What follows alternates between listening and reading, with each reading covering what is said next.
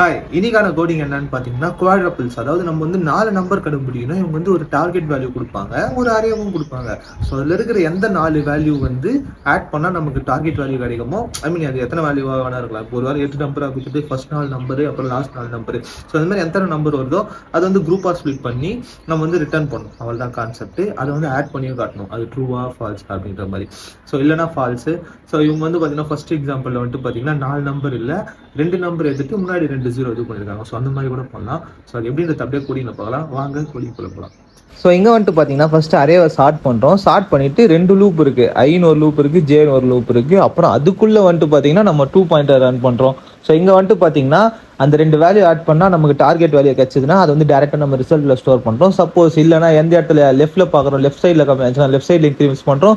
Right சைடில் பார்த்து right சைடில் கம்மியாக இருந்துச்சுன்னா அது இன்க்ரீஸ் பண்ணுறோம். ஸோ அது மூலிமா நம்ம பண்ணுறதால நம்மளால் அந்த டார்கெட் வேல்யூ அச்சீவ் பண்ண முடியும்.